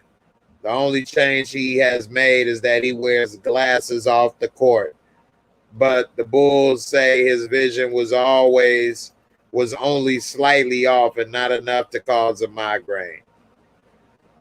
Let's see. From The Last Dance. Scottie Pippen tried to fight through a migraine, and forward Horace Grant's 10 points, a game high 14 rebound was the only. Okay, let's see. So Scottie's still battling a curse, a migraine headache. Only in the last few months has Scottie come to the Bulls games. All right, let's see. Scottie Pippen's famous migraine game against the Pistons will always be remembered. I guess not. Stony Rock. Okay, I didn't know if you was joking or not. I know you just checked and said he was hurt. You threw me off. All right. Okay. Worthy was hurt. Okay. I thought you was talking about the lady cramps. All right. No problem. Okay. Some of these jokes don't come off as good when you read them. So you need to put a LOL in the back of them. That's why they put it there. But a LOL, and that way I know you was joking. Otherwise, if you put it in and it's a period like this with a period at the end, I didn't think that was a joke. I just checked and they say he was hurt. Period. He.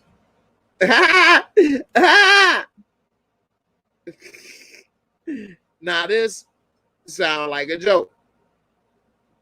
Okay. It's all good. It's all good. I just wanted to make sure, I ain't want people to get no wrong information. That's all. We can joke. I don't mind joking. I just need to know, if it was a joke or not. I ain't want you to, had a wrong impression. That's all. So, all right, man. I appreciate you, Stony Rock, Sheena, Key Malik, One Journey, No Ma'am, Ron, everybody that commented. Sheena, thanks again for the super chat. I appreciate it. Cocoa Butter, I appreciate you as always, girl. Outlaw Josie Wells came through. No Ma'am at the Nudie Bar. That's my No Ma'am group from Al Bundy, Married with Children, where the beer gives you gas and the Bundys kick ass at the Nudie Bar. The Cut, Larry Jones, everybody, man, I appreciate all the comments, all the support. I hope Giannis feel better with the knee. I hope that knee feels better, pun intended. Shaq Duncan, two legendary big men combined to make one, like Voltron. Appreciate you as well. And I'm about to get up out of here. Jay Exotic, thank you. Jay Exotic, thanks y'all. And let me give y'all a little something before I get up out of here. Let me see. I got this one right here for Stony Rock's jokes.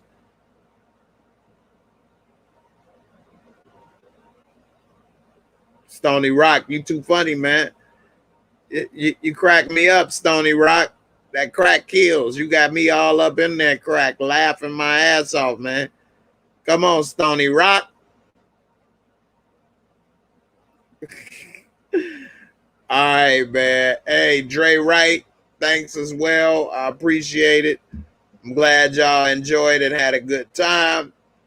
And if Giannis ain't in the finals, I'm going to be pissed. I'm about to go through it and just tear shit up, man. I like Giannis. I want to see him in the finals. I'm looking forward to that. And I want the Bucks to win.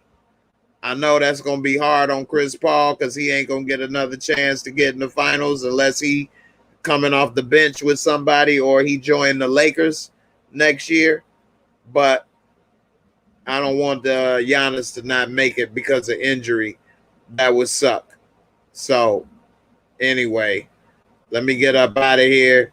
Everybody, thanks for all the support. I hope y'all had a good time.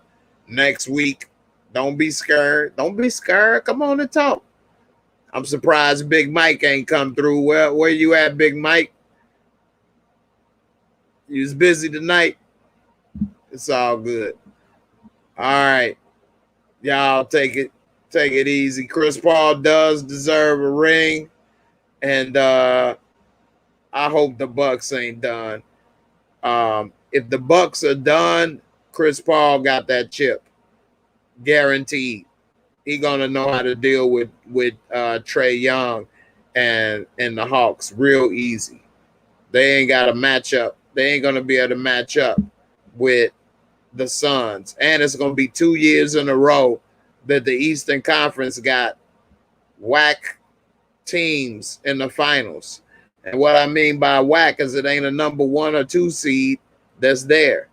Like Miami Heat didn't deserve to be in the finals in the bubble. That was whack to me. As we see, they can't even make it out the first round in the real playoffs, but they in the championship in the bubble. That bubble finals was whack to me. But anyway, we'll see what's up. Mo, you crazy. I appreciate you coming through. And I'll see y'all next week. And on some more sports talk. Hopefully Giannis is back. My members, I'll see y'all tomorrow. I got some stuff I want to talk about for for my members only tomorrow. And everybody else, I'll see y'all Friday. And y'all be safe. And I'm out of here. Deuces.